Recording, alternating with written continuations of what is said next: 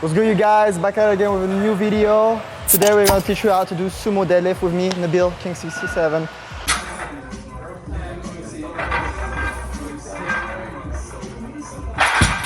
Everybody requested that video, so today I'm going to do it. It's going to be very brief, very short, and I'm going to make it very simple for you guys. So first thing when it comes to sumo deadlift, you got to approach the bar. You're walking the platform, right?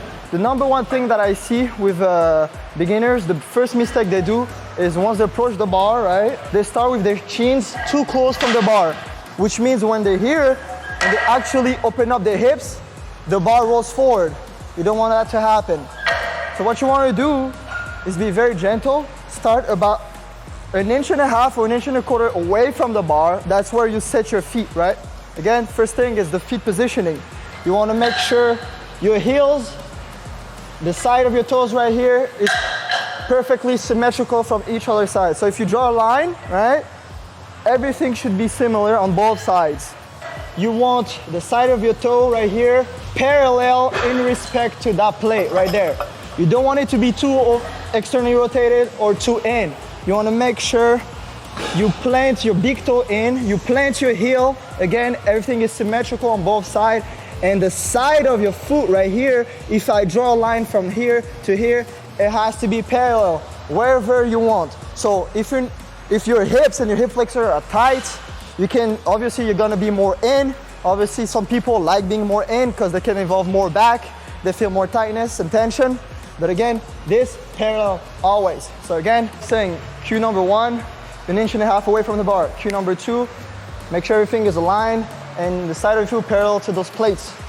Once you're there, you want to breathe in from the top. You don't want to go down and breathe here because you can't put as much air. You remember, the point of sumo is to bring the hips as close to the bar while applying external pressure and pressing down. It's not a back movement, it's a lower body movement. It involves legs more than anything else. You want to remove all momentum from your back. You have the abs to support top to bottom. But then, once you press down, it's with your quads, it's with your hamstring, your glutes, not your back. It's a big mistake that people do. They try to force the way up with their back, and then they get pulled in that position, and they have to overcompensate. We don't want to do that. We want to be patient off the ground, make the weight feel hard off the ground, so the lockout is easier, okay? So once you're here in that position, you want to grab the bar, either mixed grip, some people like mixed grip, right?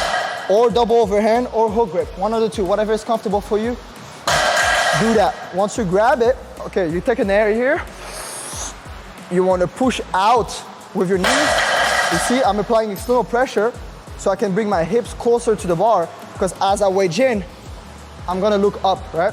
So boom, push out, but then once you grab the bar, you want to create tension in your glutes. So you pull the slack, you see, you hear that? That's the slack.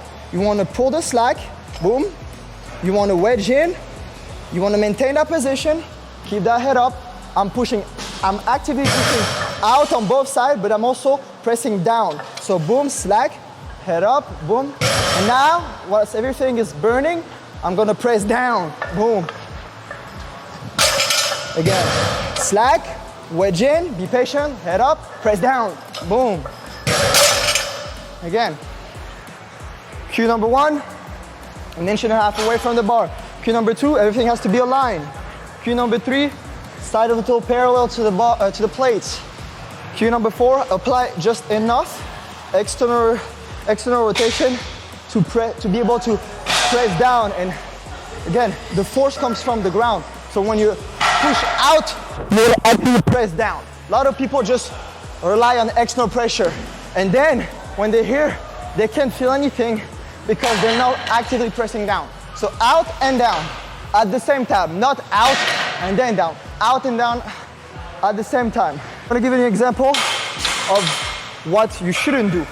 Again, remember, being here, if I'm too close from the bar and I pull the slack, this is gonna happen and then I'm gonna be pulled in that position and then it's gonna be a mess. You don't want that to happen. Also, there's people that sit back too much. They sit back in the sumo like this and they squat the way up. They can't get in that position because their hips are tight. So you should go on the ground and do mobility work, pigeon stretches, 90s to be able to open that up. If you're tight and I'm here, of course I'm gonna sit back and then I'm gonna be like, ah, ah. It's not gonna work, right? So you wanna go on the ground and do your stretches. Again, thanks for listening. Those were just few tips, few cues. I'm gonna have way more video like this where I'm gonna give out information for you guys to apply in your own training. If you like that video, please drop a like, drop a comment if you have any question. I'll go through everything. Subscribe if you're not subscribed already, and turn on your post notifications so you don't miss any uploads. Peace.